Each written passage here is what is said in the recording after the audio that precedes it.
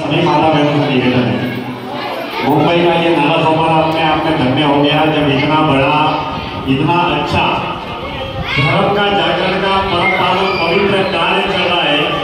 तो एक बार दोनों हाथ ऊपर उठाकर कृष्ण कन्हैया लाल जी का जयकारा लगाए।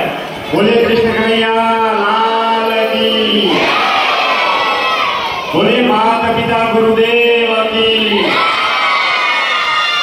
ये जयकारा थे अपने तुंगारेश्वर और विश्वासई में अपने तुंगारेश्वर माने, हीरा में जीवदानी माता जी और कालवा देवी में अपने गुम्बा देवी माता जी वहां पर जाना चाहिए, क्योंकि माता पिता और गुरुदेव तीनों का जयकारा गुरुदेव लगवा रहा हूं। माँ जिसने हमको पाल पोस कर बड़ा किया, जो 9 महीने कोख में रखकर चटनी रोटी खाकर मजदूरी करके एक संतान को पालती है, पोसती है और बड़ा करती है। धरती की सबसे बड़ा अगर भगवान है तो वो अपनी माँ है। उस माँ का उपकार और एहसान कभी भी किसी भी कीमत पर चुकाया नहीं जा सकता। तो उस माँ के समान करना है और जिनके माँ इस धरती पर मौजूद है वो सचमुच भाग्यशाली है। तो ऐसे माँ के चरणों में भी हम नमन करते हैं और दूसरा नमन करते हैं अपने पिता के चरणों में। जो पिता मजदूरी करके मेहनत करके बच्चों को पढ़ाता है, बच्चों को आगे बढ़ना सिखाता है, खुद मजदूरी कर लेता है लेकिन बच्चों को डॉक्टर बनाता है, वकील बनाता है, बड़ा बड़ा बिजनेसमैन बनाता है। एक बार अपने पिता के सम्मान में जोड़ना चाहता है। और तीसरा जयकारा गुरु के लिए।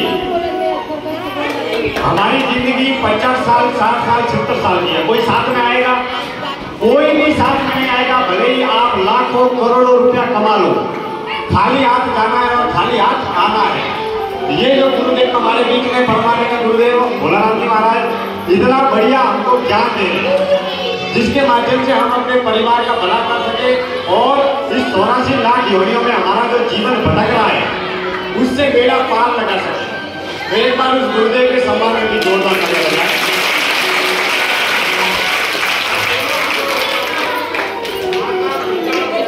गुरुदेव अपना पिता और गुरुदेव तीनों के सम्मान में जोरदार करने बजाय बोलिए माता पिता गुरुदेव की। और धन्यवाद गुरुदेव जिन्होंने इतना अच्छा कार्यक्रम किया है। कबीरदास जी ने कहा है चिड़िया चौज पर ले गई नदी न घटियो नीर। धन्यवाद है इस मंदिर के प्रांगण का और तमाम युवा नौजवान कार्यकर्ताओं का,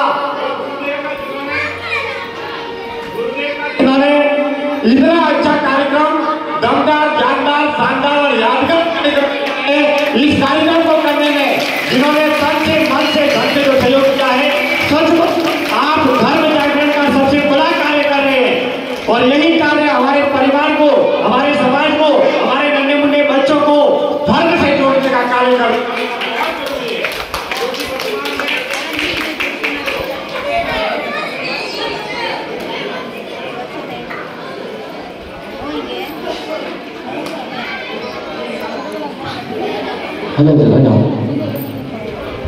हेलो, वर्तमान में नन्हे मुन्ने प्यारे बच्चे परिवार अपने जीवन में भटकते जा रहे हैं और हम अपने धर्म से विमुख होते जा रहे हैं।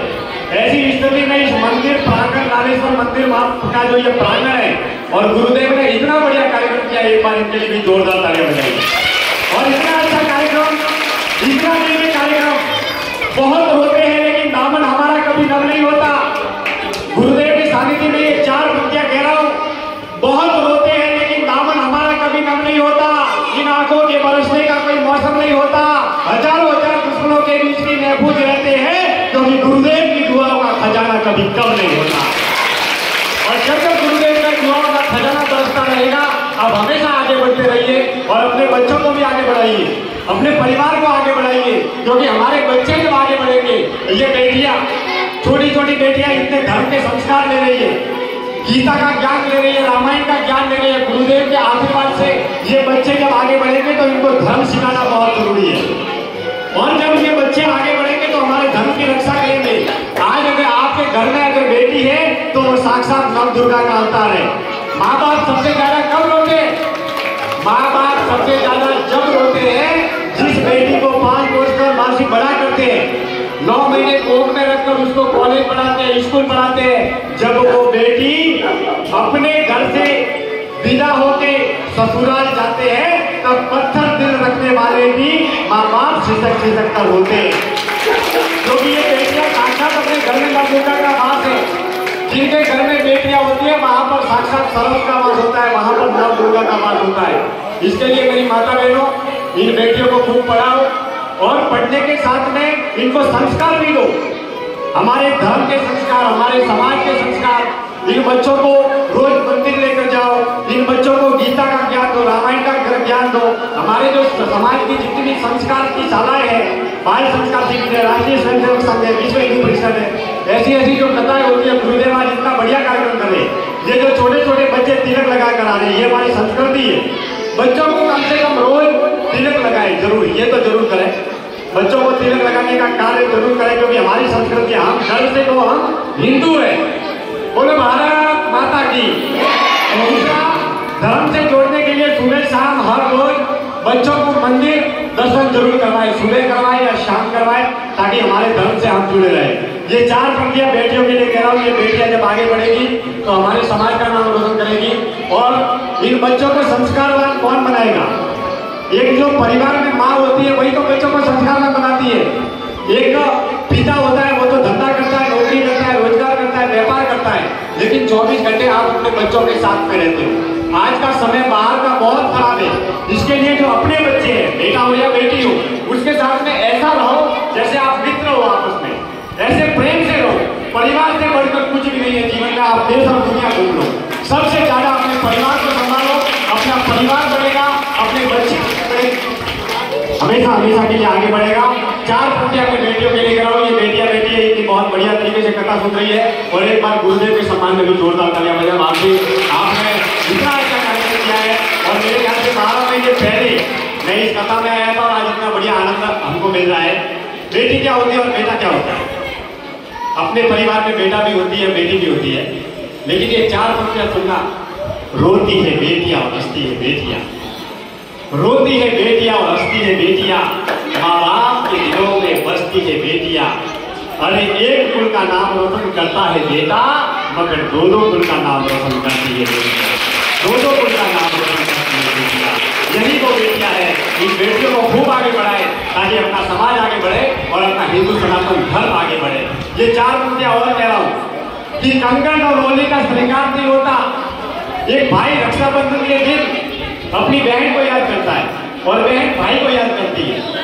तब जाकर कह रहा हूं कि कंगन और रोली का श्रृंगार नहीं होता, कंगन और रोली का श्रृंगार नहीं होता, रक्षाबंधन और भाई दूज का त्योहार नहीं होता। रह जाते आपके और हमारे घर सुने अगर घर में इन बेटियों का अवतार नहीं होता। ये वो बेटियां हैं, और इन्हीं बेटियों को गुरुदेव आप इनको आगे बढ़ाने का काम कर रहे हो। सचमुच आप हिंदू सनातन धर्म को एकजुट करके आगे बढ़ाने का कार्य कर रहे हो। और अब मैं एक आखिरी निवेदन आपसे कर रहा हूँ।